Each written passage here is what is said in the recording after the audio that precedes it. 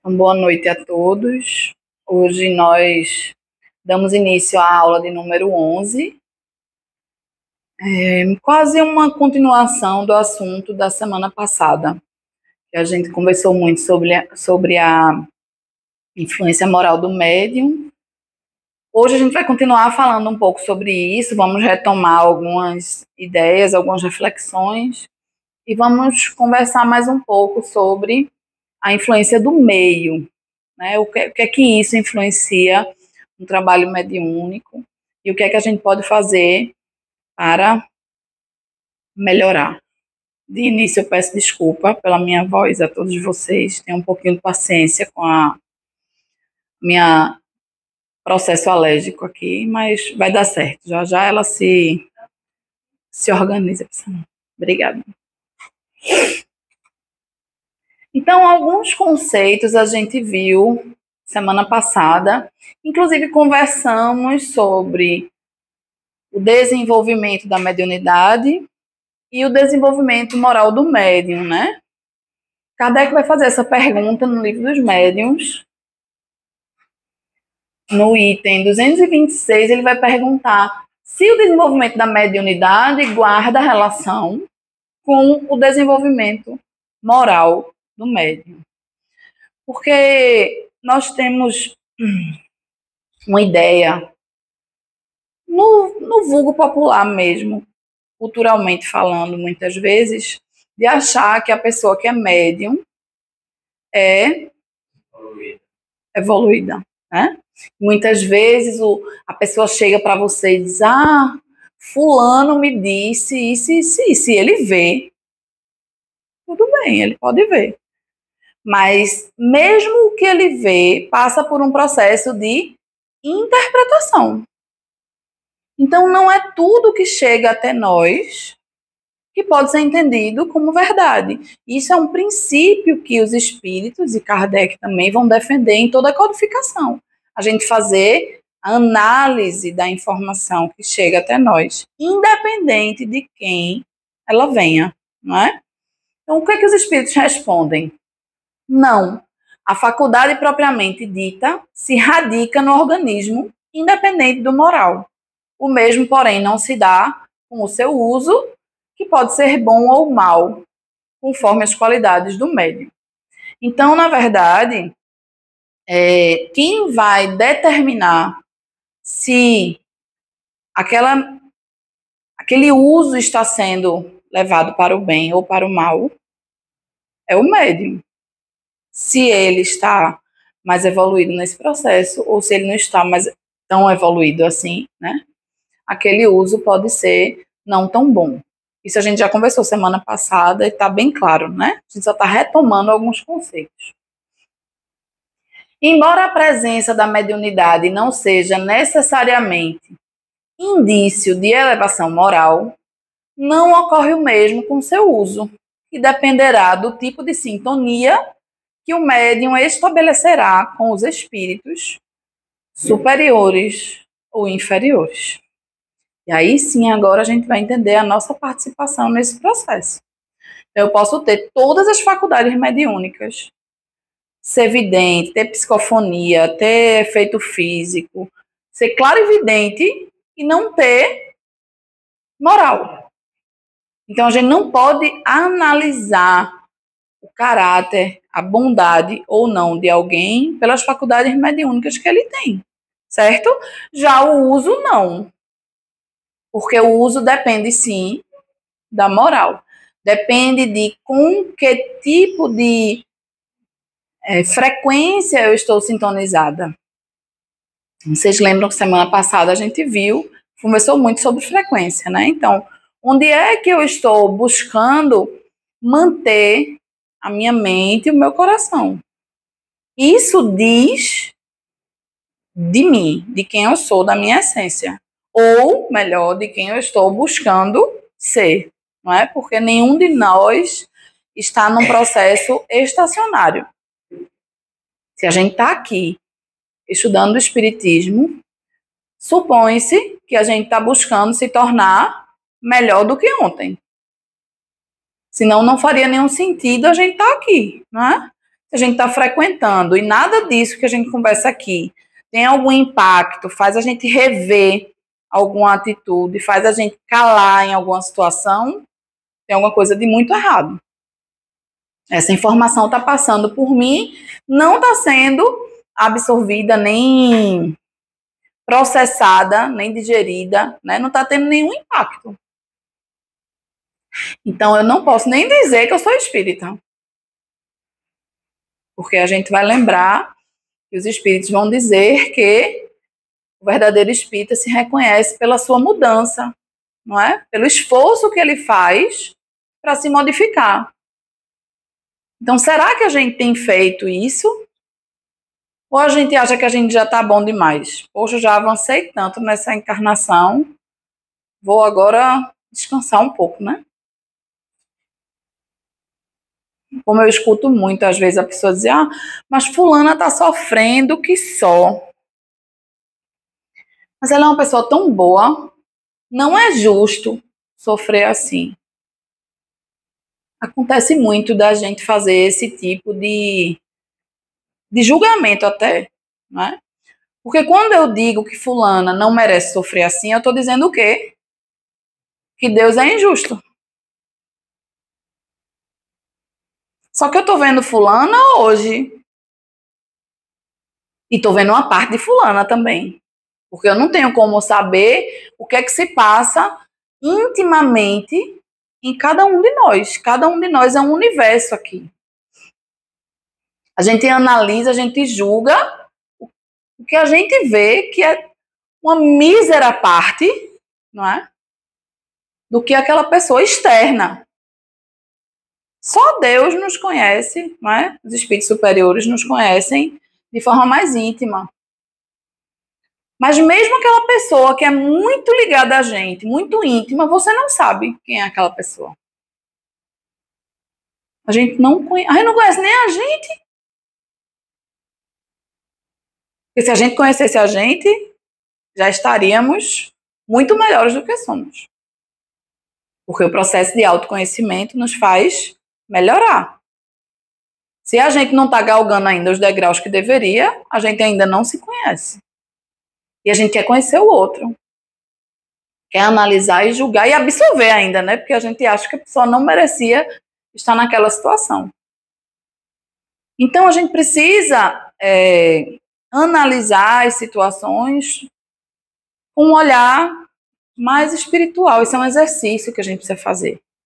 Porque se a gente se propõe a ser espírita, a refletir sobre esses valores do espírito, a gente precisa exercitar essa nossa visão do ponto de vista espiritual, de tudo que acontece com a gente. Porque senão a gente vai ser espírita materialista. Ou seja, não seremos espíritas. Se a gente continua a enxergar tudo que nos acontece com a nossa visão material, o que é que mudou na gente?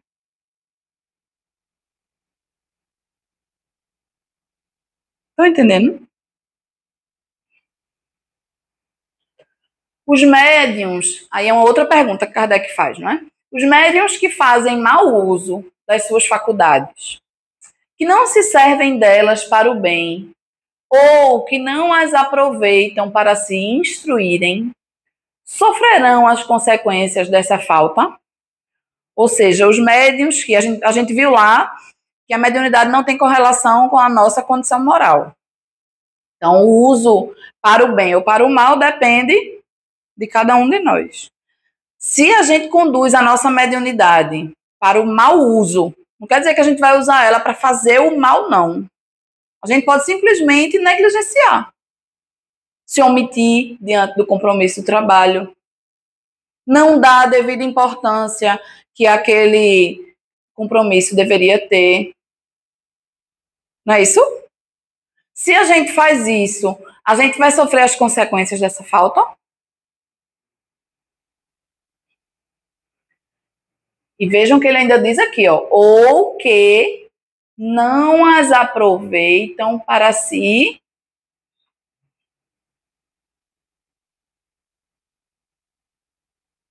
Acha que já sabe tudo, né? que não precisa estudar, que não precisa assistir aula, que é perda de tempo, porque é longe, porque exige ficar aqui 1 hora e meia ouvindo esse blá blá blá, e razões que sejam. A gente precisa lembrar sempre que esse processo aí é individual. É individual. Quando está aqui o facilitador, né, a pessoa que está aqui falando, insistentemente falando a respeito do estudo, é porque a doutrina espírita nos diz isso em todos os livros da codificação. Não é porque a pessoa está tirando do achismo dela, não. Aliás, Jesus já dizia isso há mais de 2000 anos, não é? Conhece a verdade e ela vos libertará. Ele nos enviou a doutrina espírita através dessa pleiade de espíritos para nos esclarecer acerca de tudo isso que a gente está vivendo agora. Então a gente está nesse momento com a faca e o queijo na mão. Se a gente está negligenciando, se a gente não está estudando o que deveria estudar, se a gente não está se comprometendo, não é responsabilidade da casa espírita, não é responsabilidade do nosso protetor espiritual, de absolutamente ninguém. São escolhas que a gente está fazendo, e aí a gente vai ver agora se essas escolhas têm consequência ou não. Se delas fizerem mau uso, serão punidos duplamente, porque tem um meio a mais de se esclarecerem e o não aproveitam. Aquele que vê claro e tropeça é mais censurável do que o cego que cai no fosso. Ou seja, quanto mais a gente sabe, mais responsabilidade a gente tem. Não é? Se a gente não pudesse ter acesso à doutrina espírita, se a gente fosse médium, sei lá, de algum local que a gente não pudesse, ou não soubesse ler, ou não tivesse acesso, porque hoje em dia é tão difícil não ter acesso, mas eu sei que tem pessoas que não têm, né? Óbvio que esse médium não vai ser cobrado na mesma proporção que nós que estamos aqui refletindo sobre tudo isso de forma tão lúcida, com todo o conforto possível, não é? Então, cada vez que a gente tem acesso a essas informações, a gente se torna mais responsável. A gente não vai poder dizer amanhã, eu não sabia que era assim. E a gente cansa de ver na reunião mediúnica espíritos em profunda dor moral, exatamente por se darem conta de que deveriam ter feito mais. Isso, para mim, é uma coisa que martela minha mente de forma profunda, me impacta muito, porque eu acho que a gente traz nesse passado o peso da falha, né? O peso do fracasso. Então, quando a gente está aqui estudando tudo isso, óbvio que essa memória do espírito, né? Da dor do passado, ela vem à tona. Então, a ideia de você olhar para trás e pensar assim, por que eu não fiz, né? Por que eu não priorizei? Por que eu não me responsabilizei? Por que eu não me comprometi? Porque a gente precisa entender que a gente precisa desse trabalho. Não é o centro que precisa da gente. Estar diante da possibilidade de participar de um trabalho mediúnico é uma oportunidade única para a gente. A gente sabe que em muitas casas espíritas é muito difícil a gente acessar o grupo mediúnico, que na maioria das vezes já está consolidado. É um grupo, lá, Divaldo mesmo vai falar que a Mansão do Caminho tem fila de espera, porque é um grupo coeso, né? Que não se afasta, que não se ausenta, que é responsável. Então só vai entrar alguém ali quando alguém sair. Então, ter a oportunidade de fazer parte de uma tarefa mediúnica é uma bênção para a gente. A gente precisa entender isso. E valorizar essa possibilidade. Não entender isso como algo rotineiro, como se fosse uma frequência, um processo qualquer. É um compromisso que deve ter na nossa agenda prioridade total. E a gente precisa estar ciente que tanto o trabalho mediúnico quanto o estudo devem ter o mesmo peso. Então, a gente vai iniciar, muito provavelmente, a parte prática em junho, e a gente já precisa começar a pensar, será que eu tenho condições de me comprometer com 2 dias na semana? Porque esse compromisso do trabalho não exclui o estudo, como a gente está vendo aí, né? Então, o médium, ele precisa se comprometer com o estudo. O estudo é parte integrante do trabalho do médium. E quando a gente fala estudo, não é só a frequência aula, não. A frequência aula é uma das partes desse estudo, né? Que a gente precisa complementar fora, com leituras, com pesquisa, com uma construção de um conhecimento que vai possibilitar o médium cada vez ser melhor preparado para essa tarefa. Aí, diante disso tudo, a gente vai entrar na influência do meio, né? A influência que o meio exerce sobre a natureza das manifestações inteligentes é enorme. As condições do meio serão tanto melhores, quanto mais homogeneidade houver para o bem, mais sentimentos puros e elevados, mais desejo sincero de instrução, sem ideias pré-concebidas. Então a gente vai entender por que a influência moral do médium é tão importante. Porque o médium vai interferir também nesse meio. Você vê que ele vai falar aqui que esse meio precisa ter homogeneidade de quê? De pensamento e sentimento. Então, se a gente está lá na reunião mediúnica, que a gente já entendeu que é um ser coletivo, tudo que cada um dali emite de pensamento e de sentimento interfere nesse meio, certo?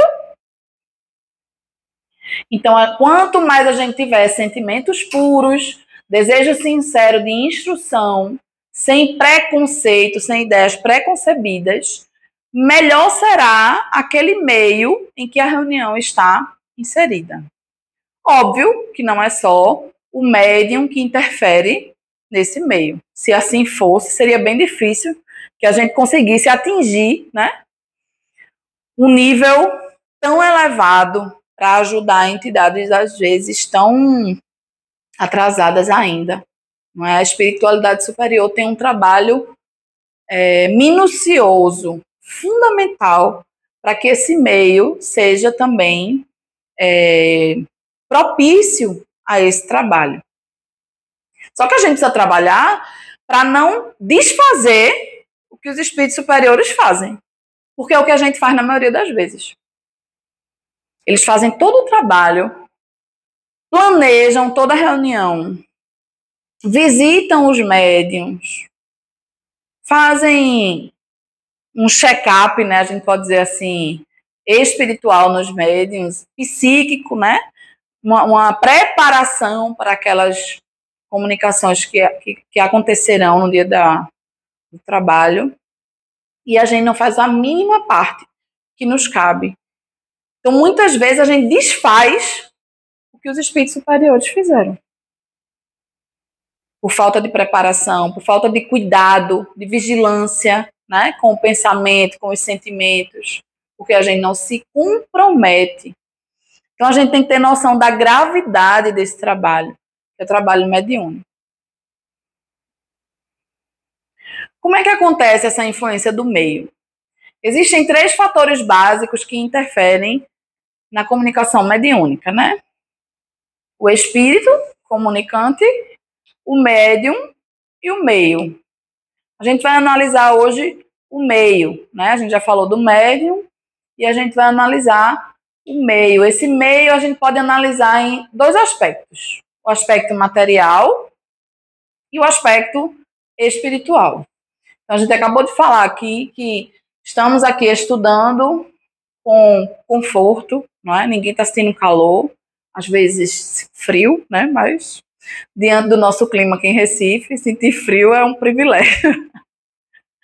Então, estamos aqui nesse clima agradável, sentadinhos, né? Num conforto, num silêncio, numa calmaria, para que a gente possa estudar. E assim é na reunião mediúnica também. O que não vai impedir que, se o ar-condicionado quebrar, a luz apagar, ou o que quer que seja, a gente deixa de fazer o trabalho porque não tem o conforto.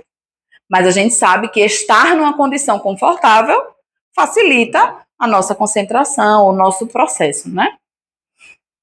Então, esse meio material é o local em que se desenrola, né, em que acontece o trabalho mediúnico, e a gente vai observar a área física e os componentes encarnados da reunião: o dirigente, os doutrinadores e os médiuns, né? Essa é a configuração da reunião mediúnica encarnada, né, do ponto de vista material.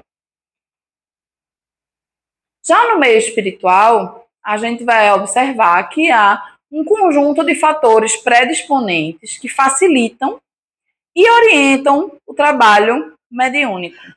Então, nós temos espíritos orientadores, nossos guias espirituais, nossos protetores, os protetores dos espíritos que serão ajudados, que estão sendo trazidos aqui, talvez nem vão se comunicar, mas para cada espírito que adentra numa casa espírita, o seu protetor está lá.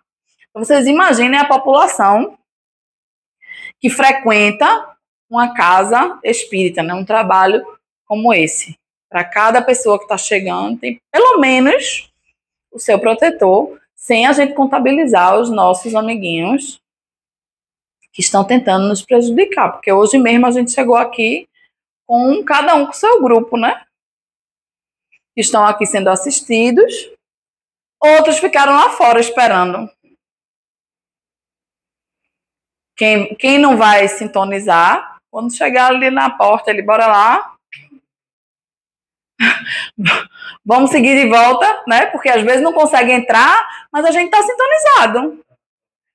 Está aqui, mas não consegue sintonizar com Jesus, nem para ajudar os espíritos que nos obsediam.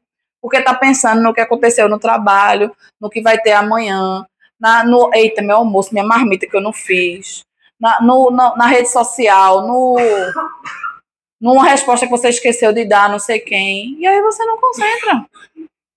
Então, nem aqueles que vieram lhe acompanhando, nem porque lhe odeiam, não, só queria ajuda mesmo. Nem esses você consegue ajudar. Porque você não está conseguindo ajudar nem a você mesmo. Então, esse momento da aula é um exercício para que a gente possa se desprender dessas inquietações. Porque na reunião mediúnica a gente vai precisar fazer isso também. Se eu entro na reunião mediúnica com todas as minhas inquietações, meus problemas, como é que eu vou servir? Como é que eu vou ajudar alguém? Se na minha mente só tem espaço para mim mesmo. Porque a gente é egoísta, né? A gente acha que o nosso problema sempre é maior do que o do outro. Como é que diz? Farinha pouca, meu pirão primeiro, né? Na maioria... Não?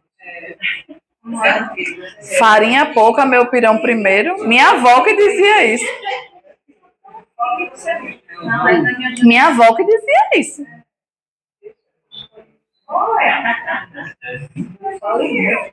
Quando tem pouca farinha, a pessoa se serve logo para não ficar sem o pirão. Que é o egoísmo, você se coloca à frente das pessoas. E por isso o exercício da reunião mediúnica é tão importante para a gente, sem que a gente nem se dê conta.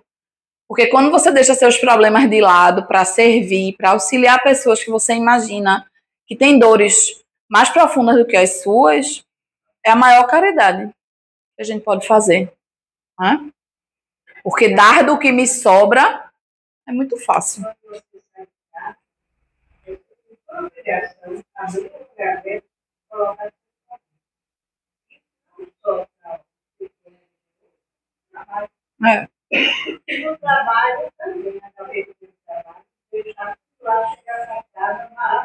passar a chave. Para não trazer para casa. Então, a gente tem esses espíritos orientadores que, sem eles, com certeza, já teríamos sucumbido, né? Porque são a nossa fortaleza, são eles que estão ali. Toda vez que a gente eleva o nosso pensamento ao alto e roga a Jesus um amparo, uma força, são os nossos espíritos orientadores que estão ali nos dando sustentação, nos intuindo, né? Nos orientando para que a gente tome as melhores decisões. Aí a gente vai ter também os espíritos em tratamento, que não são poucos, né? Toda reunião, os espíritos relatam uma multidão de pessoas recebendo atendimento médico mesmo. É uma emergência de um hospital de grande porte, né, do SUS, a gente pode dizer assim, com pessoas nos mais variados estágios de sofrimento, né? Então, às vezes os espíritos relatam que quando as paredes se ampliam, eles conseguem ver. Eu fico às vezes imaginando, com a minha imaginação fértil, né? Aqueles hospitais que tem em área de guerra, né? Não tem aqueles hospitais de campanha assim enormes. Eu fico imaginando isso, assim, macas e as pessoas sendo atendidas, porque é muito espírito em sofrimento. A gente fica às vezes pensando assim, poxa, a reunião mediúnica tem, a depender do dia, 7, 8, 9 comunicações, né? E parece tão pouco diante dessa multidão de espíritos. Mas a gente vai lembrar que a cada comunicação, dezenas, centenas de espíritos são ajudados naquele processo. Não é só o que está dialogando com a gente, né? Os espíritos relatam, às vezes, uma arquibancada de espíritos ouvindo aquele diálogo. Então, uns revoltam-se em saber que estão mortos, né? Outros não acreditam. Cada um tem a sua reação, mas a informação está chegando para centenas de pessoas quando essa nossa fala não é projetada fora daqui. Que a gente também já teve relatos de nossa fala ser projetada nas grutas, no umbral, né, em zonas de sofrimento, como aqueles megafones, né? Não tem interior que tem um megafone no poste, né? Rádio comunitária. Então, esse som seria levado para essas áreas de sofrimento para ajudar, de certa forma, essas pessoas a despertarem as suas mentes em algum processo mínimo, né? Aquilo ali vai, de certa forma, penetrando naquelas mentes ali, naquele torpor. Em algum momento, um ou outro desperta e solicita ajuda e ali prontamente, né, tem aquela equipe para ajudá-lo. Então, esses espíritos em tratamento aqui são incontáveis, né? Se eu tenho uma certeza é que quando a gente desencarnar e for ver a reunião mediúnica pela ótica espiritual, a gente vai se surpreender com a dimensão que isso toma, né? Que mesmo a gente imaginando, eu acho que é muito aquém do que de fato é. Aí a gente tem os fluidos resultantes das emanações dos dois planos. Então, nós, materialmente falando, emitimos fluidos importantes para que a reunião mediúnica aconteça, fluidos materiais.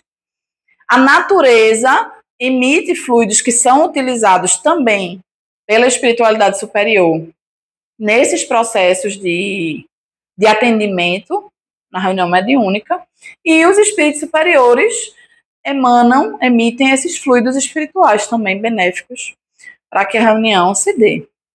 A gente viu tudo isso quando estudou o livro dos médiuns, né?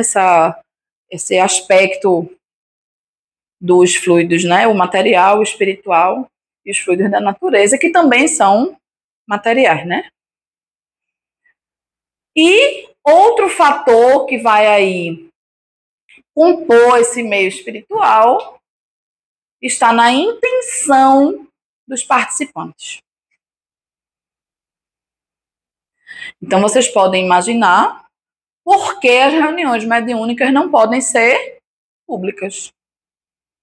Porque imagina uma pessoa que não tem conhecimento suficiente estar numa reunião mediúnica? Qual a possibilidade dessa pessoa contribuir para que esse meio seja homogêneo, seja favorável ao atendimento daquelas entidades, não é? Se eu não sei como isso tudo funciona, a possibilidade de eu estar prejudicando é muito maior. Se a gente sabendo, a gente tem que estar vigilante para poder não atrapalhar, imagina sem saber, não é?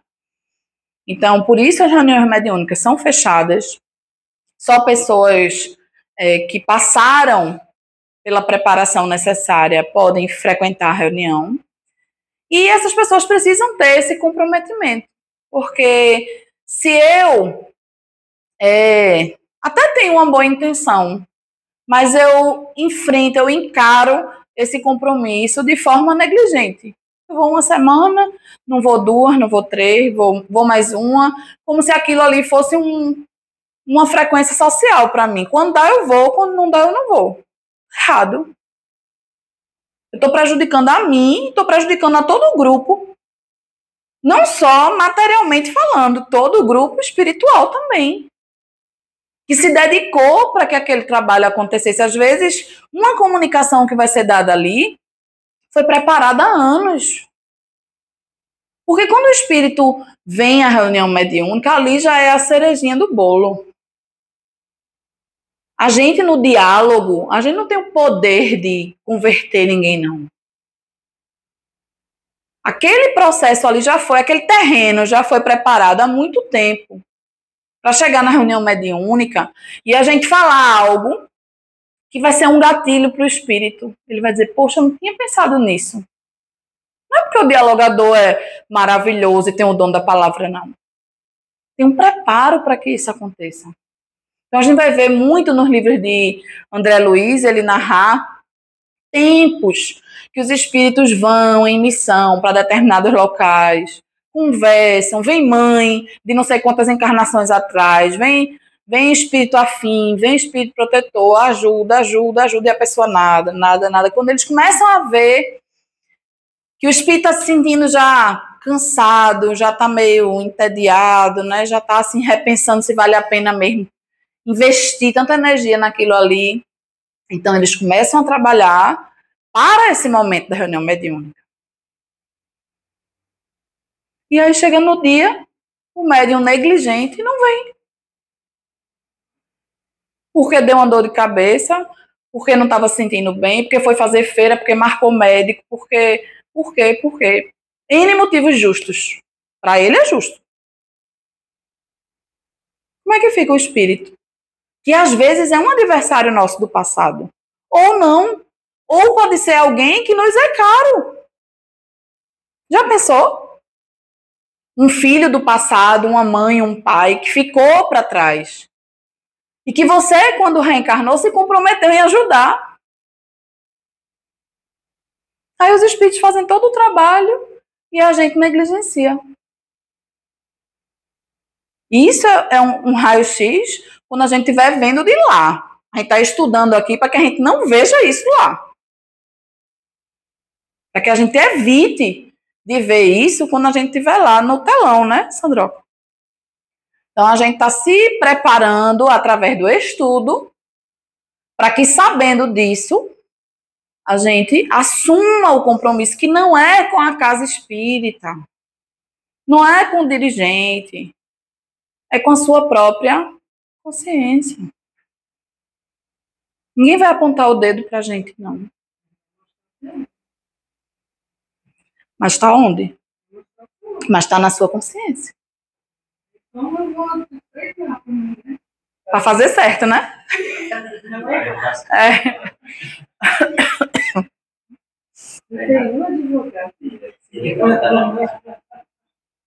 O advogado do diabo. Já tem um livro. E só piora, viu? O livre-arbítrio vai ficando mais... Você está recebendo informações, não é? Que vão exigindo de cada um de nós um uso mais racional do livre-arbítrio. Então, o livre-arbítrio é o nosso poder de escolha, né? Quanto mais eu sei, teoricamente, melhores escolhas eu devo fazer, né? A gente lembra das coisas em casa, mas a gente se lembra do ódio, de pessoas que a gente às vezes se depara e nem conhece, mas tem aquela, né? Porque o seu espírito reconhece, né? São as simpatias e antipatias do espírito. Você, do mesmo jeito que você tem aquela aversão por algumas pessoas, você também tem simpatia por pessoas que você não explica. Você nunca conheceu nessa existência e você, seu espírito se sente bem junto daquela pessoa. Porque o espírito sente. É até bom que a gente não esqueça nesse sentido, porque aí você tem que entender que aquela pessoa que você está sentindo aquele ódio é justamente a que você precisa se reajustar. Não, eu estou dizendo, é um sinal de que é ali onde a gente precisa. Kardec vai perguntar aos espíritos, né? Porque como é que a gente vai saber quem a gente foi no passado, né? E os espíritos vão dizer, vê por dificuldades lá. Onde tiver a tua dificuldade é onde tu abusasse no passado. Essa na história de Ivone, ela veio várias, né? Ela não esquecia o gatilho ali de matar a família dela, né? Sim. Ela nunca sempre veio para quê? Para se vingar. É. Né? Mas não é isso que acontece com a gente. A história de Ivone ela é muito próxima da nossa. Muito mais próxima do que você possa imaginar. A gente vem vidas após vidas com os mesmos adversários na maioria das vezes. Alternando-se entre vítima e algoz, sem que ninguém perdoe ninguém, prolongando um processo que poderia ter sido resolvido, porque se na vida que mataram a família dela, ela tivesse sublimado, ela tivesse perdoado, ela tinha poupado todo o sofrimento posterior. Ali era o ponto de resgate, né? Ela reencarna numa família que vivia o evangelho como modo de vida, né? A família dela era uma família cristã, de fato. Então, ali era o momento, o celeiro para que ela pudesse beber naquela fonte e seguir aquele exemplo. E ela não conseguiu. Que é o que acontece com a maioria de nós. Por isso que a gente está ainda nos nossos perrengues. Porque a gente insiste em querer que as coisas sejam do jeito que a gente quer. Ela só conseguiu depois que ela viveu na pele, né? Assim. Ela viveu na pele em todas as existências, né? Mas a gente é feito criança, né? Criança que faz birra, que empanca e quer fazer ali do seu jeito. A gente só consegue modificar quando a gente entende que não depende da gente. Então a gente tem que deixar ir, deixar fluir, entendeu? Quanto mais a gente resiste aos processos da vida, mais sofrimento a gente tem. Quando ela suicida, né? Ela vivenciou. Sim, foi ali quando ela decide mudar, na verdade. Não é porque ela sentiu na pele, é porque ali ela decide mudar. Porque sentir na pele, a gente sente todas as existências. Mesmo quando ela estava tentando se vingar, ela estava sentindo na pele, porque ela sofria também, né? Mas essa encarnação dela como Ivone é quando ela decide mudar. E para mim é o maior simbolismo disso tudo. A gente está aqui estudando exatamente nesse sentido. A mediunidade para ela foi a tábua de salvação. Foi ali que ela se agarrou àquela oportunidade e decidiu que seria a mudança da vida dela. É isso que está acontecendo com a gente agora. É o momento em que a gente está tendo a oportunidade, pedimos essa oportunidade, né? De refazer a nossa caminhada. Né? E ela segue a sua vida ali como uma renúncia, né? Um mandato mediúnico.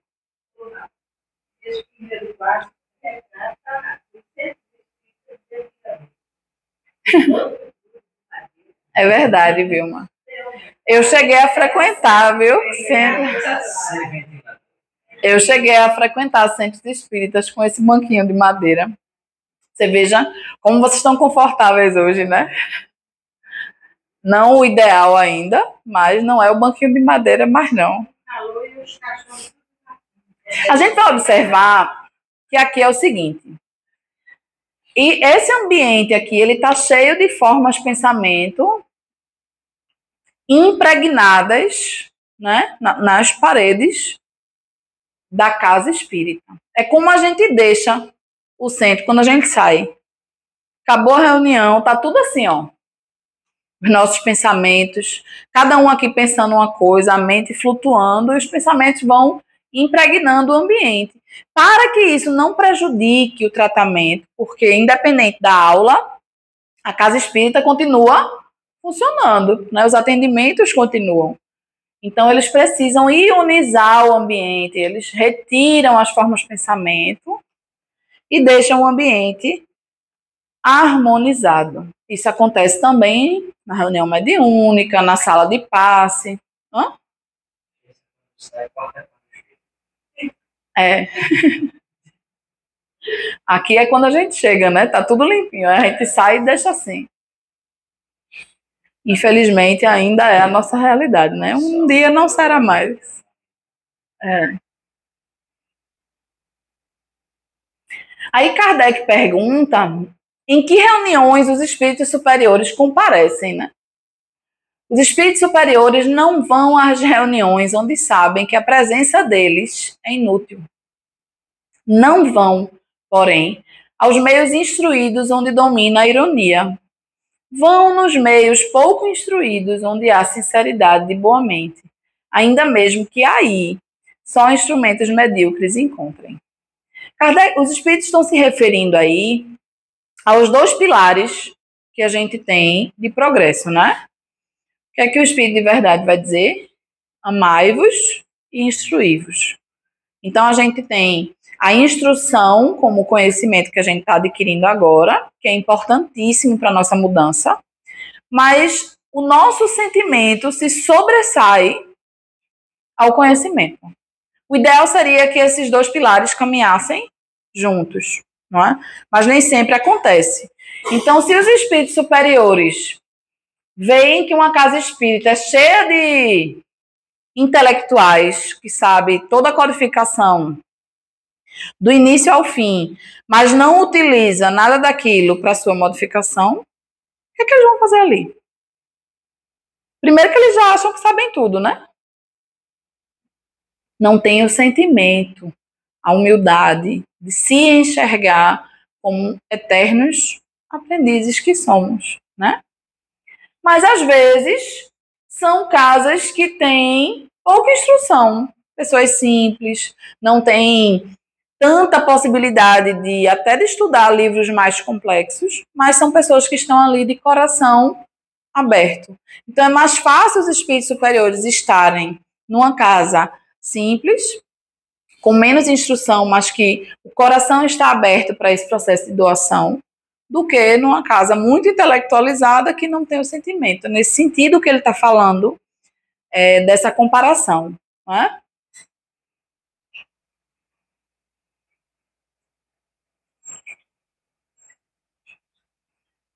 Lá no Livro dos Médiuns a gente vai encontrar: nem sempre basta que uma assembleia seja séria para receber comunicações de ordem elevada. Há pessoas que nunca riem e cujo coração nem por isso é puro. Ora, o coração, sobretudo, é que atrai os bons espíritos. Mais uma vez, ele vai falar da questão do sentimento, né? É o nosso coração, a nossa intenção, a nossa sintonia que vai fazer com que bons espíritos estejam perto de nós, certo? E o conhecimento é para nos facilitar esse processo e não fazer com que a gente ache que a gente está num nível mais elevado porque a gente tem instrução, né? Precisa, por outro lado, criar um ambiente doméstico favorável, pacífico, fugindo às discussões estéreis e desentendimentos, e sofrer as contrariedades inevitáveis com paciência e tolerância evangélicas. Como pai, como irmão ou como filho, mas sobretudo como esposo, deve viver em seu lar como um exemplo vivo de pacificação, de conselho e de boa vontade. Não fui eu que escrevi isso, não, viu? Para depois não sobrar para mim, porque tem sobretudo o esposo, mas não fui eu que vou ver. Isso é um livro de Ana de Ângeles, se eu não me engano. Por que esse adendo para o nosso ambiente doméstico? Porque não tem como a gente dissociar o nosso ambiente doméstico do ambiente da reunião mediúnica. Como é que eu posso ter em casa um ambiente hostil, sem harmonia, de desentendimentos, de irritação, de impaciência, disso tudo? E quando eu chego na reunião mediúnica, eu querer estar calma e sintonizada com Jesus. Faz sentido para vocês? Se a gente já entendeu que sintonia é hábito, é comportamento. Não é um disjuntor que a gente vai ligar e vai estar sintonizado, não. Faz parte do nosso dia a dia. E a gente vai passar grande parte da nossa semana nesse ambiente aqui. Então a gente precisa cultivar um ambiente doméstico favorável. Evitar desentendimento por qualquer besteira, qualquer irritação. Às vezes você está brigando, não sabe nem por quê.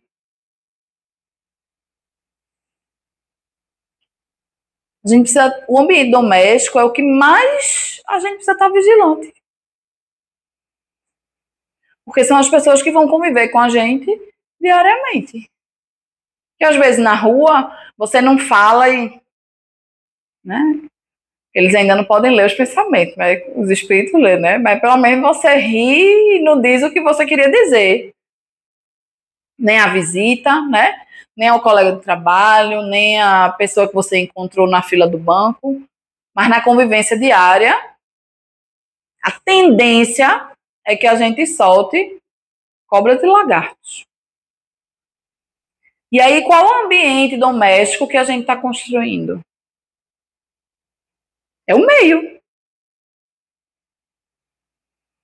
Se eu tenho uma casa tumultuada do ponto de vista de pensamento, de sentimento, eu não vou ser uma pessoa tranquila. Ah, Rafa, mas não depende só de mim. É verdade. Mas a forma como a gente reage depende da gente. Concordam? Eu não posso obrigar que meu marido e meus filhos sejam pacíficos, harmônicos, tranquilos. Posso?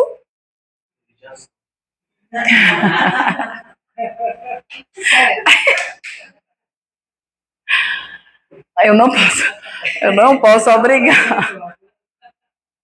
Eu tenho que usar o de casa, eu não posso usar, né? Exemplo de...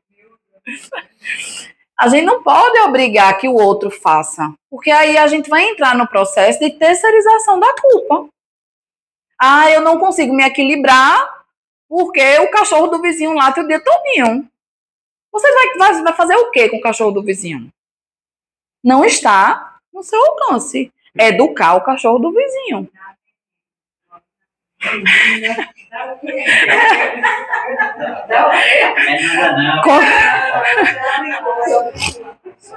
Controle a comunicação dela.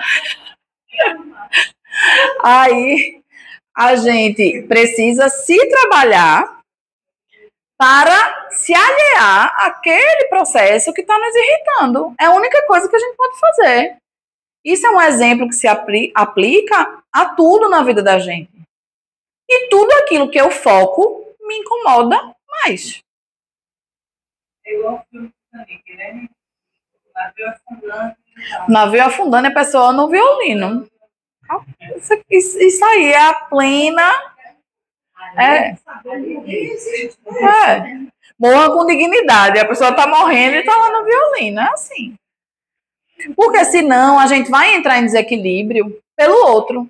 Se a gente for entrar em desequilíbrio pelo outro, a gente não vai conseguir nada na vida da gente. Eu lembrei agora uma dignidade de Emmanuel falando com o Chico. Então a gente precisa estar centrado no que a gente quer pra gente, porque essa jornada nossa só depende de nós. E quando a gente estiver desencarnado, a gente não vai, foi minha mulher, foi meu marido, foi meu chefe. Não, foi você. Por que você não agiu assim? A gente vai ficar com a cara no chão, né? É mesmo, né? Sempre é. Tudo vem para tirar meu equilíbrio. Vem mesmo. E vai piorar, vai vir mais. Porque à medida que a gente está se preparando mais, a rebordosa também é maior.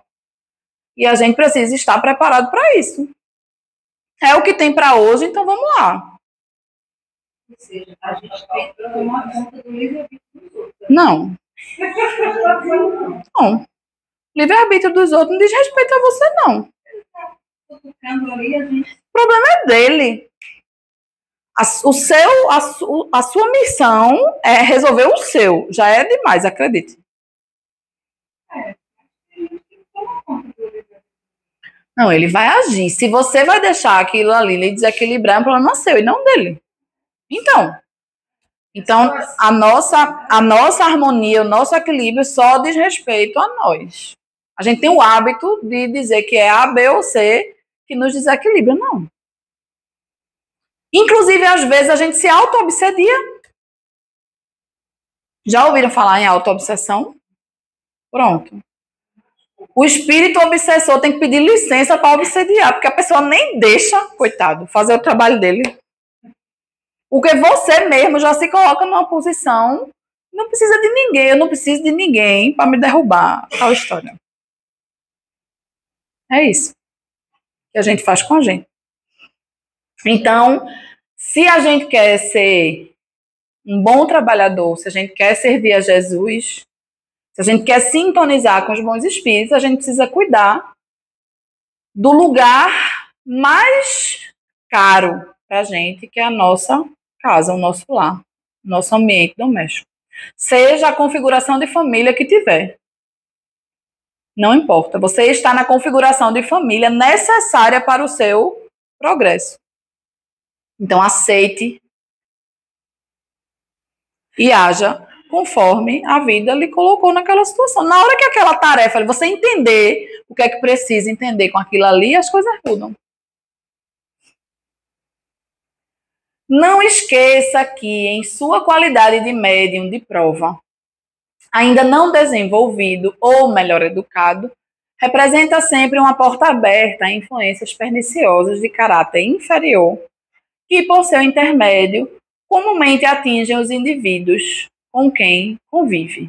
Então, nós vamos iniciar o processo da prática, né, mediúnica, e a gente vai ver que nesse início há uma turbulência maior, obviamente.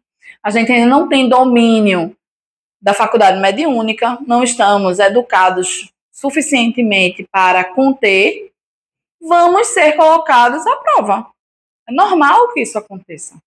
Se a gente muda de profissão, se a gente muda de emprego, a gente não sempre passa por processos mais tumultuados, né? Que nos geram insegurança, a gente se sente mais vulnerável. É normal que aconteça, a gente está dando um passo diferente na nossa vida.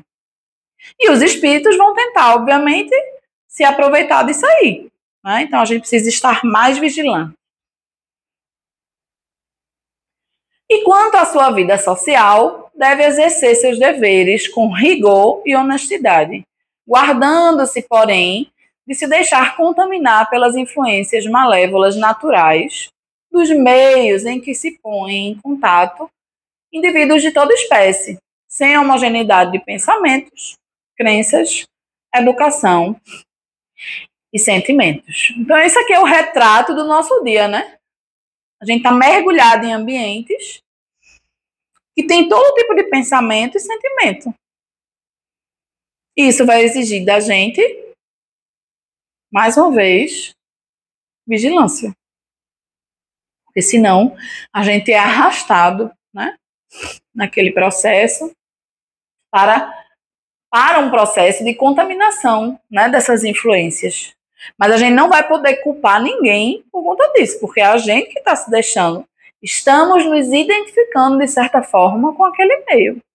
Ah, não tem como não. Eu chego no trabalho, eu tenho que me irritar, porque não tem como não se irritar nesse lugar. Tem. Só que você faz parte do se irritar. Você está construindo aquele meio também. É muito mais fácil você ter um meio harmônico e uma pessoa desestabilizar tudo, do que você chegar num meio desequilibrado e você estabilizar aquele ambiente todinho. A gente sabe disso. Pela nossa própria essência, né?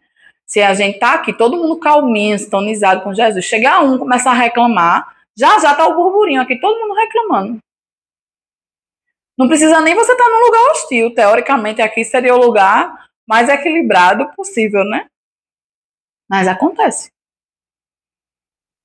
Então, a gente tem que se manter vigilante, blindar a nossa mente a isso, né? Quando observar a pessoa reclamando, freia, muda de assunto, como quem não quer nada. Não precisa dar lição de moral em ninguém, não. Porque às vezes a pessoa não está nem querendo resolver o problema dela, só quer mesmo reclamar.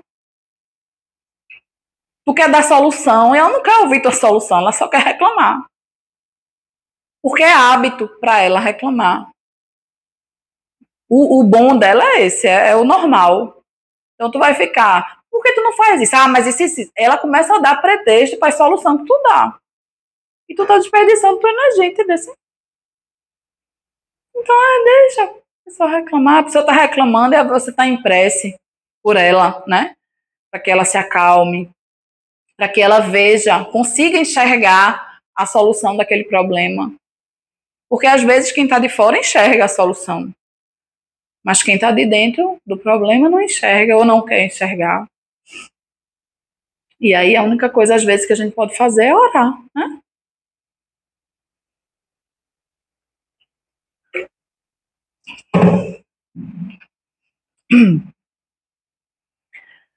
Então, a gente vai encontrar no trabalho de Jesus muitos obstáculos.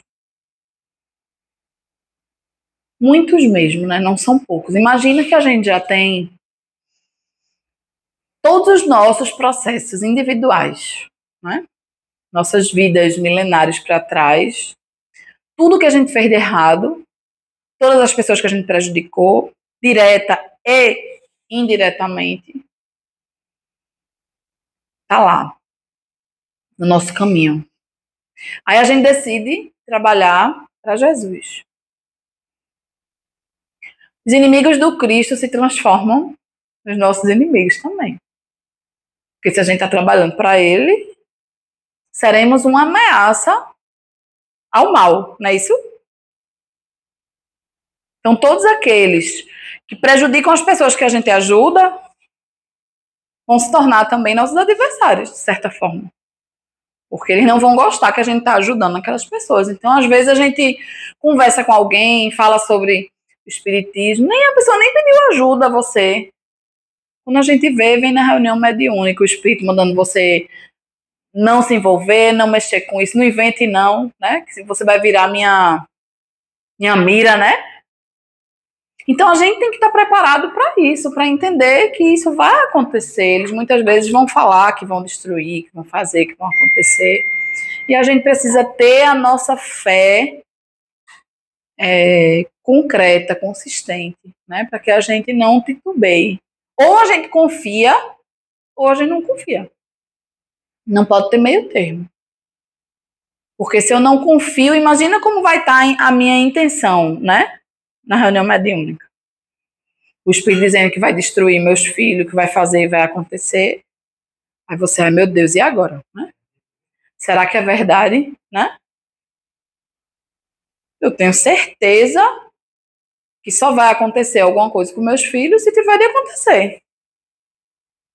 Não vai ser porque Jesus fracassou na proteção dos meus filhos. Concordam? E a gente precisa ter isso muito consistente na nossa mente. Então, os obstáculos existem e vão se multiplicar, com certeza, para ver até onde vai a nossa fé. Até onde vai a nossa fé?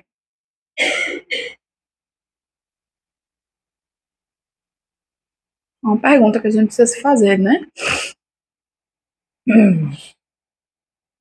Eu trouxe um trechinho dos Mensageiros de novo, porque eu gosto. Eu adoro esse livro, sabe? Eu acho que ele tem que ser um livrinho de cabeceira ali, tá sempre ali, para de vez em quando a gente pegar um capítulo, nem que seja aleatório, e fazer uma leiturinha. Retirou-se Aniceto com os maiores, e um companheiro declarou alegremente: podemos conversar. Nosso orientador, explicou-me Vicente, solícito, considera trabalho útil toda conversação sadia que nos enriqueça os conhecimentos e aptidões para o serviço. Pelas nossas palestras construtivas, portanto, receberemos também a remuneração devida à cooperação normal. Sabe o que o Vicente está dizendo aqui? Quando a gente está conversando sobre doutrina espírita, quando a gente está conversando sobre Jesus, quando a gente está buscando orientar alguém, não é? Levando bom ânimo, esperança, a gente está trabalhando. E a gente vai receber a remuneração correspondente, né? Como ele diz aí, a remuneração devida à cooperação normal. Então, a gente vai receber bônus hora.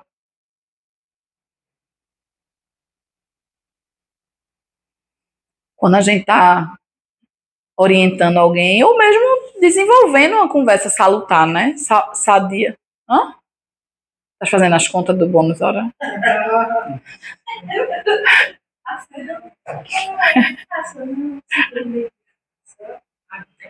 Mas é interessante a gente pensar nisso. E isso entra no mesmo patamar da leitura, por exemplo. Quando você está lendo, você acha que está lendo sozinho em casa?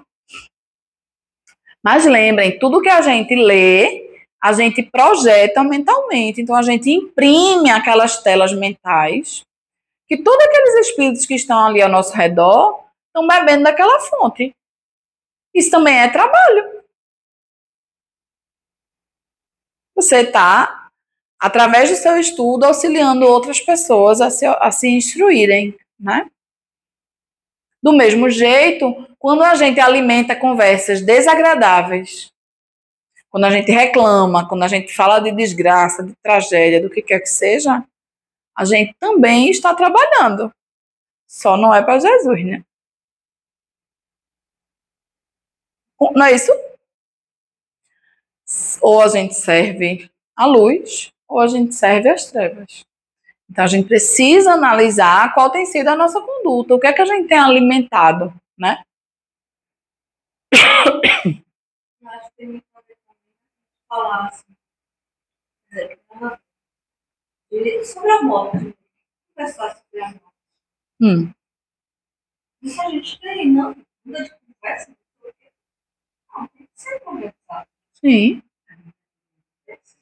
Mas é porque, culturalmente falando, as pessoas têm dificuldade de lidar com a morte, né? Então tem gente que não gosta de falar, como se isso fosse evitar que a morte chegasse, né?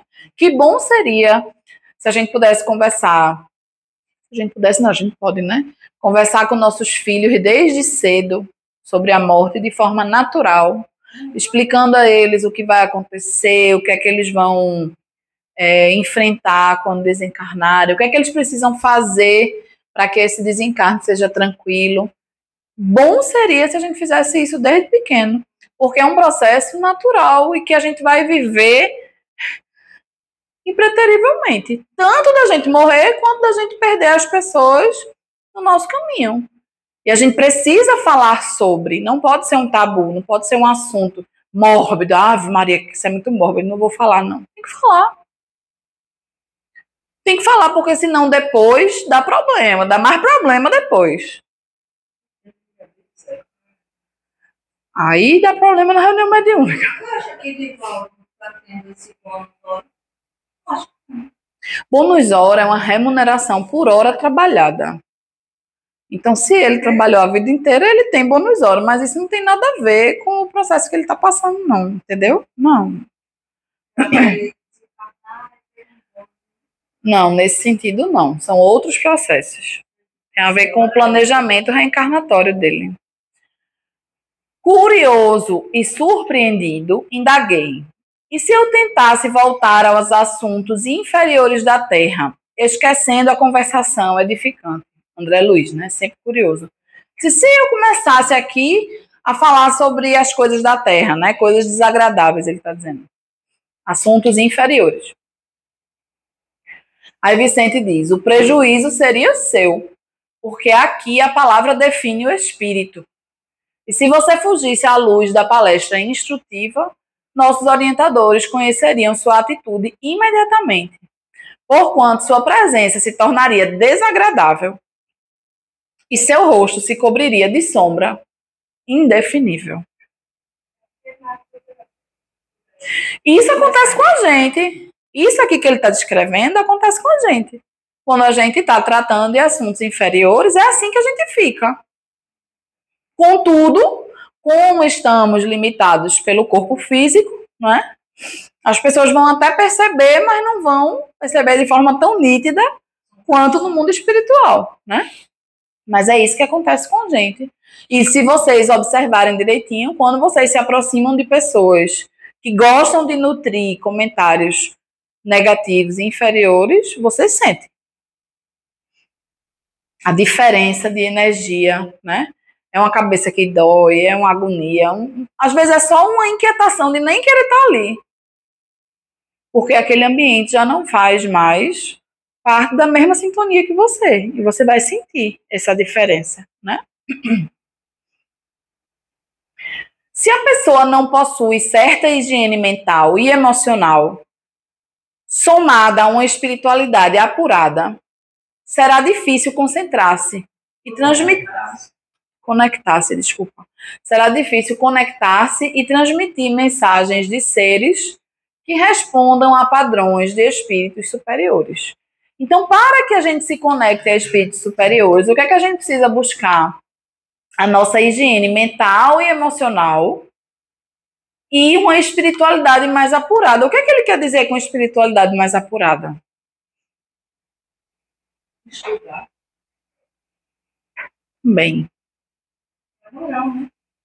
é a nossa sintonia, né? Quanto mais a gente se coloca em conexão com os espíritos superiores, e como é que a gente se coloca nessa conexão? Elevando o nosso pensamento, né? Fazendo prece, buscando essa sintonia mais elevada, que a gente vai conseguir essa conexão. Que elementos são essenciais à colaboração da espiritualidade superior? O que é que eles esperam da gente, né? Para facilitar o trabalho deles. Eles esperam seriedade, fidelidade cristã, quer dizer, que a gente busque exercitar os valores cristãos, disciplina, ordem e responsabilidade. Tem alguma coisa aqui que vocês acham que ele está pedindo demais? Na hora nenhuma ele diz assim, vocês precisam ser perfeitos. Não é? Está pedindo nenhuma virtude inalcançável para a gente hoje. Seriedade, responsabilidade, compromisso com os valores cristãos, ordem e disciplina. Perfeitamente acessíveis a todos nós. E a gente falha. Eles precisam que a gente tenha esse mínimo comprometimento. É um trabalho tão incrível da espiritualidade para que aconteça, né, uma reunião mediúnica, tão minucioso. E a gente não conseguir nem... Porque, veja, se a gente conseguir exercitar isso aqui, isso vai melhorar a nossa vida em todos os aspectos. Não é só na reunião mediúnica, não. No nosso ambiente de trabalho, na faculdade, na escola, na família, onde a gente tiver, a gente vai precisar desenvolver isso aí. Ou vocês acham que não? Que essa fidelidade cristã, por exemplo, se resume só do centro para dentro. Muito mais da porta do centro para fora do que do centro para dentro, né? Porque aqui todo mundo respeita a filhinha do passe, ninguém quer passar na frente. Todo mundo tem paciência, né? Tá sintonizado aqui com o alto. Ah, não é isso. Mas da porta para fora leva um tranco ali no sinal, já quer. Vai-se embora todo o trabalho aqui de reorganização. Eu vou fazer direito espiritual.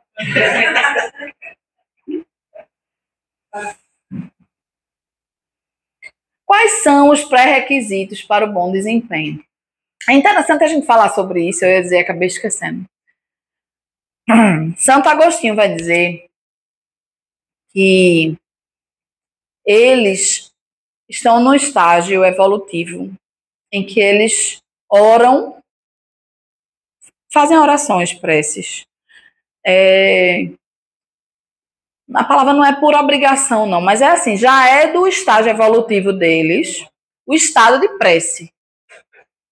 No nosso caso, a gente tem o livre-arbítrio. A gente tem o poder de escolha se a gente quer orar ou não. Então, a nossa prece, a nossa oração, tem um peso maior para Deus. Porque a gente está escolhendo orar. Sobretudo quando a gente ora pelo outro. Porque a gente colocou nossos problemas no nosso bolso e pensou que o outro está numa situação mais difícil que a nossa.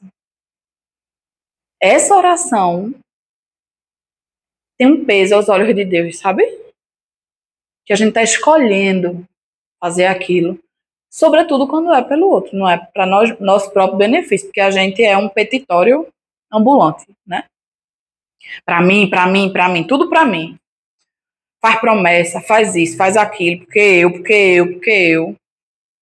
Minha casa, meu carro, meu emprego, meu dinheiro, tudo meu. Só coisas materiais, observem. O que é que a gente tem pedido, né? Onde estará o vosso tesouro? Aí está, onde estará o nosso coração? Aí estará também o vosso tesouro. A gente precisa entender que os valores que a gente precisa cultivar são aqueles que a gente vai levar com a gente. Se são problemas materiais que estão tirando o nosso equilíbrio, tem algo de errado no processo. A gente está dando valor demais a coisas que não deveria dar.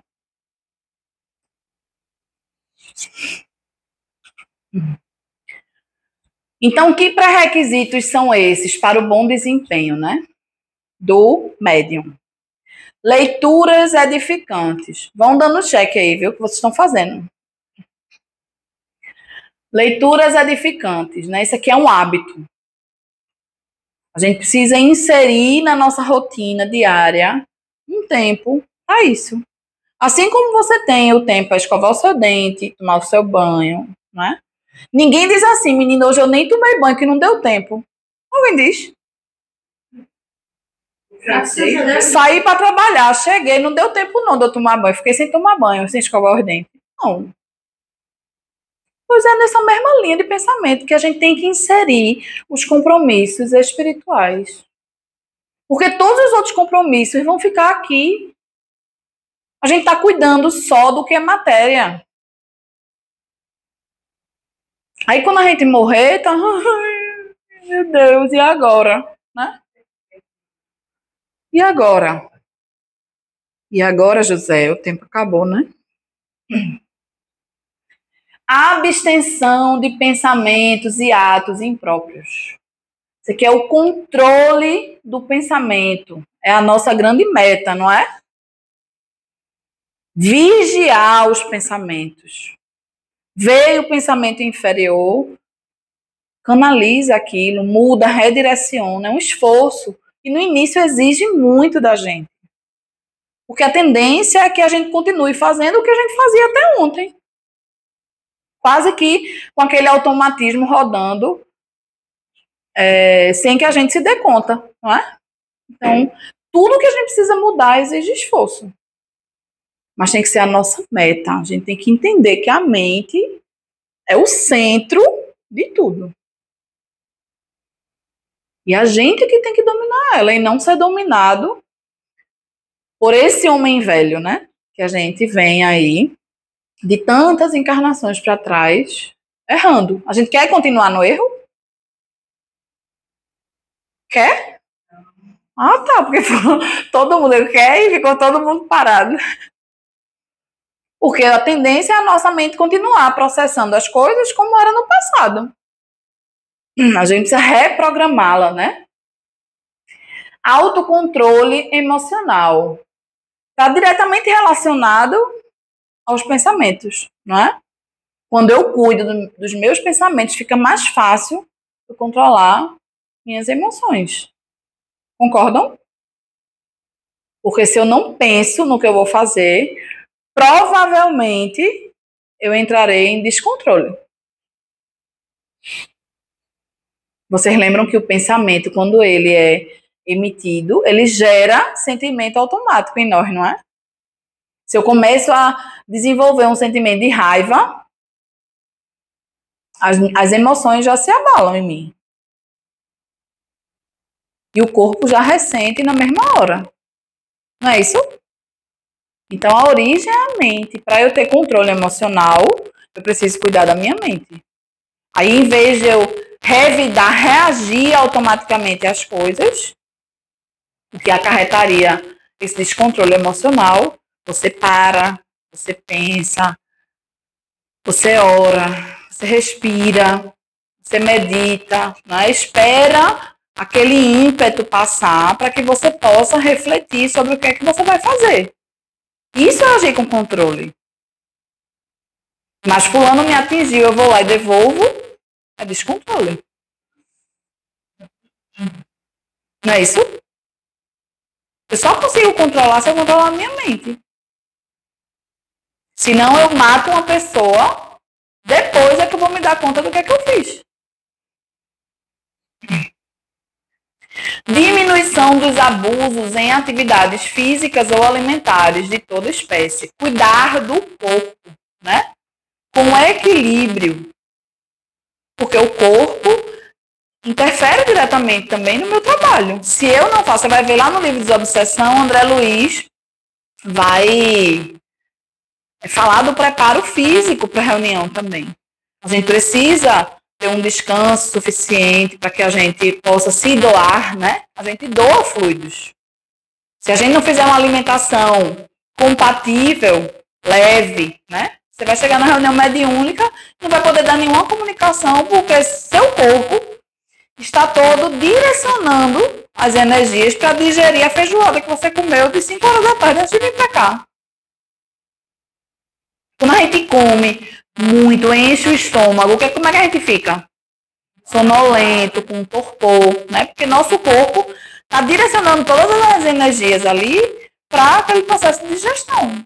Então a gente precisa, durante o dia da reunião, ter a alimentação mais leve, se possível. Ele vai dizer, nem comer carne vermelha, não ter alimentação pesada, porque isso interfere também no nosso trabalho. Ter um descanso físico, né? Quanto melhor eu estiver preparado fisicamente, também ajuda essa doação, porque a gente doa fluidos. Né? Abandono dos vícios que deterioram seu organismo também faz parte do cuidado com o corpo. Lembrando que quando ele fala de vício, ele não está só falando de droga, de álcool, de cigarro, também tudo isso, né? Mas vício em falar mal dos outros, vício em comprar, vício, todo tipo de vício elimina as nossas energias. Ah, eu não consigo viver sem isso. É um vício. Se você não tomar café de manhã, você tem dor de cabeça. É um vício. Seu corpo entra em abstinência. E a gente precisa olhar para a nossa rotina e ver o que é que gera dependência, né?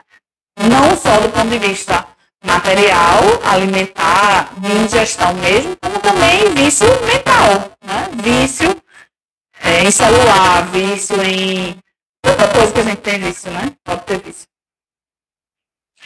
Disciplina de horários, né? É importantíssimo. A nossa reunião tem um horário, a gente precisa tentar cumprir o máximo possível, né? Com um compromisso, uma disciplina, como ele pediu já lá na outra, né? A disciplina E aqui ele coloca disciplina de horários. Meditação e prece, que deve ser o nosso estado permanente. A gente deve buscar isso, porque isso vai facilitar a elevação do nosso pensamento, vai facilitar essa sintonia, vai facilitar o nosso controle emocional, vai facilitar a vigilância dos nossos pensamentos. Então, tudo é uma cadeia, né? Uma cascata aí, que uma coisa leva a outra. O médium deve estar convencido da necessidade de servir ao próximo, levando a esperança e o consolo através do influxo da esfera superior e do correto embasamento cristão, com a humildade suficiente para colaborar sem impor-se e com a determinação voltada à realização de sua tarefa, eliminando obstáculos e dificuldades de toda a ordem. Então, é o nosso processo de, como é que a gente vai dizer, o compromisso mesmo, a gente se determinar, entender que o momento da reunião mediúnica é o nosso encontro com Jesus. Imagina que a gente é medianeiro, não é? É intermediário entre a ajuda de Jesus e o que sofre. Então, Jesus conta com a gente nesse processo. Eu lembro que eu, menino pequeno, a gente dizia assim, e por que tu vai hoje? Vitor dizia. Vamos dizer, às vezes era aniversário dele, ou alguma coisa, reunião da escola, sempre caía na quinta-feira, até hoje. O diretor da escola deve achar que as empresas somos pais super relaxos, que não pegamos na reunião, né? E a gente dizia que a gente tinha um encontro com Jesus. Como é que eu ia explicar a Jesus que eu ia faltar aquele trabalho porque era aniversário dele? Depois desse dia, nunca mais ele perguntou, porque ele entendeu que era um compromisso maior. Né? Eu acho que é muito nesse sentido, da gente entender que aquele momento é sublime, é um momento que Jesus conta com você para auxiliar o mínimo. Imagina a gente, com todas as nossas imperfeições, todas as nossas limitações, ter a possibilidade ali de ser um representante do Cristo. Um alívio. Aquelas pessoas que às vezes sofrem há séculos. Eu não vou hoje não, te aliviar não. Tu já sofreu séculos, tu fica mais uma semana aí, porque nessa semana ainda sai do meu filho.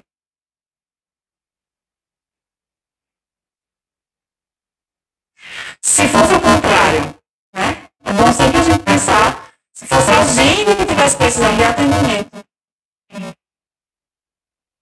Quando a gente chega numa emergência, uma enxaqueira, que a gente está conseguindo nem abrir o olho. E o médico disse assim, senhora, me desculpa, a senhora vai ter que esperar o próximo plantão, porque eu estou indo para uma festa. Hoje é aniversário do meu filho. Ou a gente chegar assim infartando, né? Cadê o médico? Ah, não. Menina, eu rego isso, não, né? O médico não está não, porque ele hoje estava com dor de cabeça. Então, quando a gente se coloca no lugar de quem vai ser atendido, a gente entende a gravidade do problema, né? Porque o nosso trabalho é um trabalho de emergência. São dores que a gente não tem condição de mensurar. E é óbvio, como a gente viu lá no início, que a gente negligenciar isso tem que ter uma consequência compatível. Né? Não pode ser deixado de levar em consideração. Então, uma série de obstáculos que em muitas ocasiões parecem inteligentemente determinados a lhe entravarem o passo, repontam os mais imprevistos contratempos à frente do servidor da desobsessão. Isso tudo está no livro Desobsessão, de André Luiz. Então, tudo vai acontecer para que você não venha. Não esperem flores, né? Os espíritos vão botar o tapete vermelho para você passar. Vai, meu amor, você agora está trabalhando com Jesus. Não vai. Pelo contrário. Vai ser o povo querendo tirar você do sério. Vai ser o carro que quebra.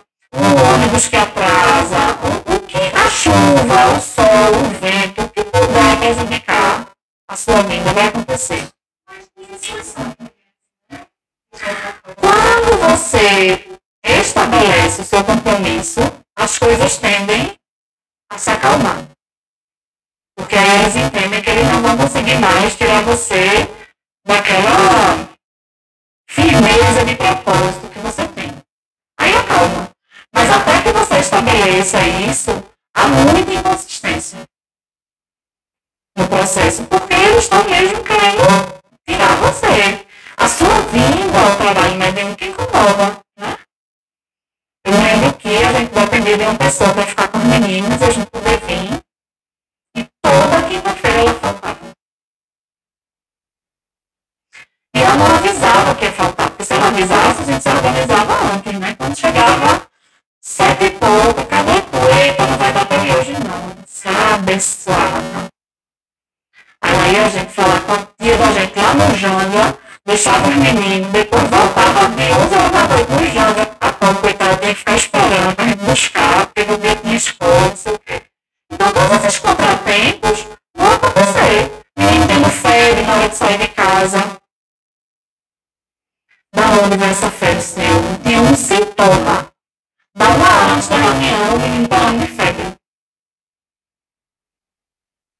Dá a medicação e vai para a reunião. Muitas vezes se sentindo a pior mãe do mundo, porque qual mãe quer sair de junto do filho quando ele está doente, não é? Mas aí você entende que você não está cuidando só do seu filho. E Bezerra de Menezes vai dizer isso. Muitas vezes ele deixou o filho dele doente em casa para ir cuidar do filho dos outros. Porque esse é o nosso trabalho de Jesus. Não é o meu filho só que importa. A nossa família é a humanidade. Então, se o meu filho estava com uma febre, tinha uma pessoa cuidando dele, eu mediquei, o que mais eu ia fazer? Trabalhar com Jesus. E pasmem, no outro dia não tinha doença nenhuma. Era só para não ir para a reunião. Mas nesse teste eu passei. Só Deus sabe como é que o coração fica, né? Mas é a firmeza de propósito, da gente entender que tem algo maior. Meu Deus, se eu estou cuidando, se eu estou trabalhando para Jesus, será que Jesus vai abandonar meu filho? Ou a gente confia, ou a gente não confia.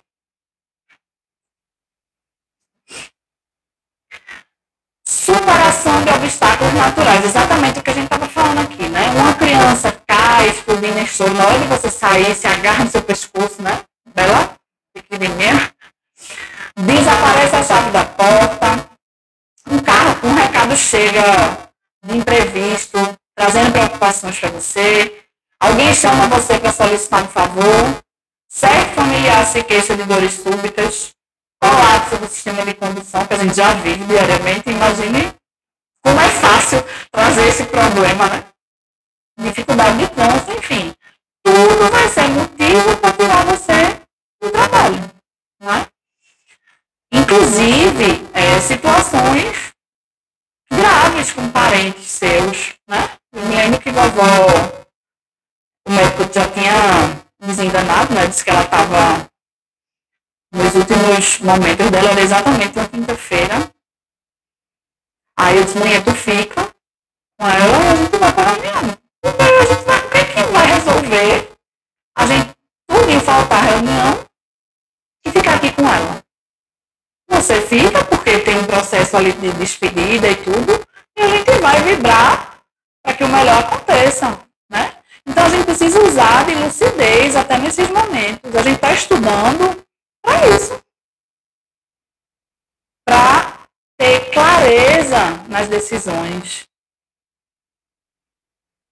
Está entendendo o processo?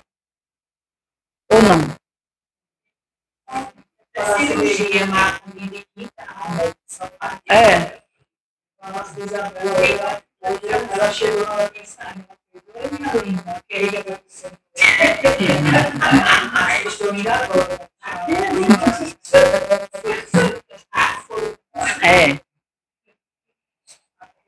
Aí André Luiz ainda diz, né? O colaborador do serviço de socorro aos desencarnados sofredores não pode hesitar.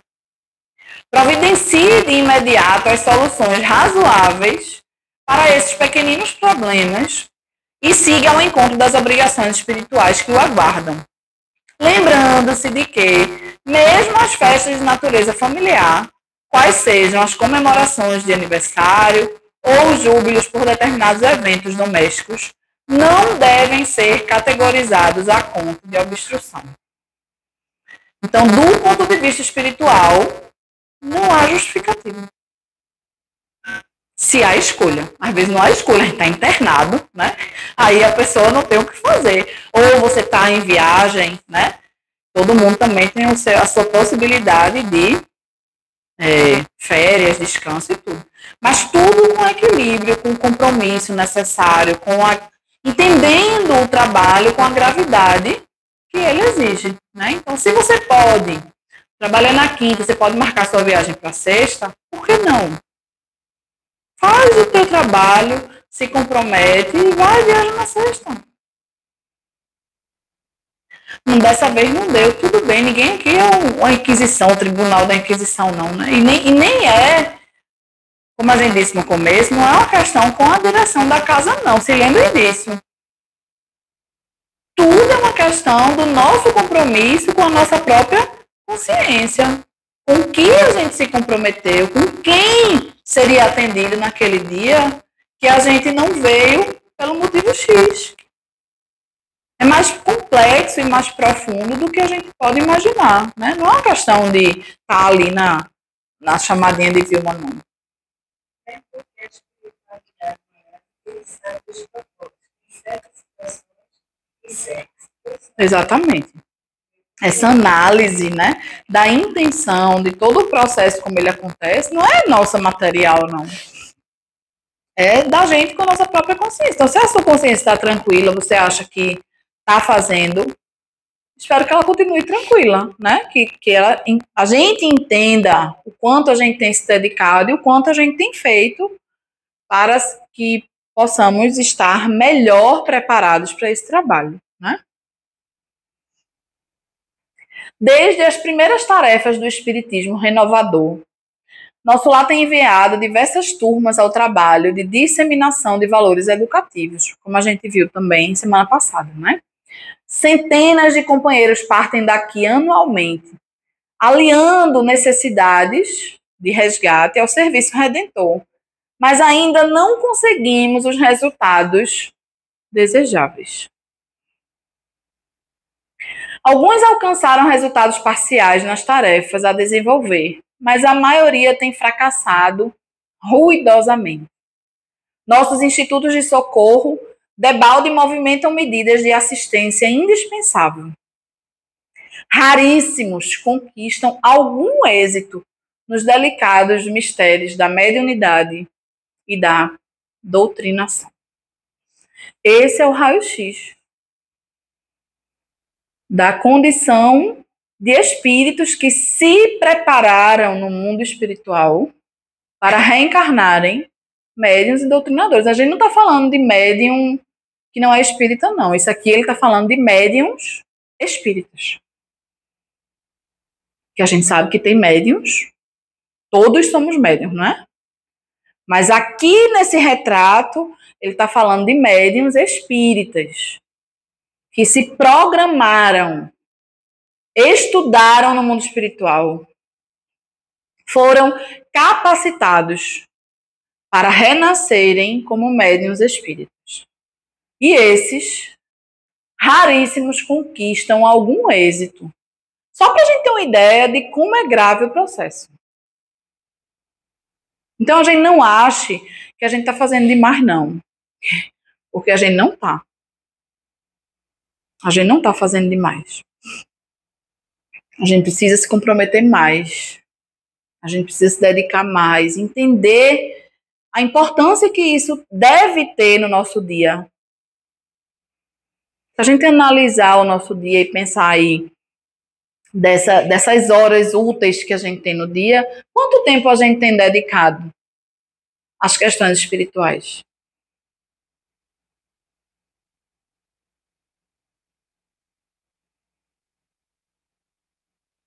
É isso que a gente precisa pensar. Mais uma vez eu repito, não é para a casa espírita, não é para a reunião, não é para ninguém, é para a gente. Né? O que a gente pode melhorar? Porque essa encarnação em que a gente é médium ou doutrinador espírita, ela pode ser um impulsionador do nosso progresso. É por isso que a gente pediu. Lembra quando o Nosso Senhor dos Passos diz a Ivone, né? Essa é a tua chance. Essa frase martela a minha cabeça desde a primeira vez que eu li no livro dela. Essa é a tua chance, minha filha. Como se Jesus estivesse dizendo a gente todos os dias isso. É a tua chance. Agarra ela e vai. Só vai, minha filha. Não olha para trás, não. Né? Ele não disse isso, não, mas a gente imagina que ele tenha dito, porque se a gente olhar para trás e ver a fila, né, a gente. Ainda nos mensageiros, né, essa fala de Telésforo.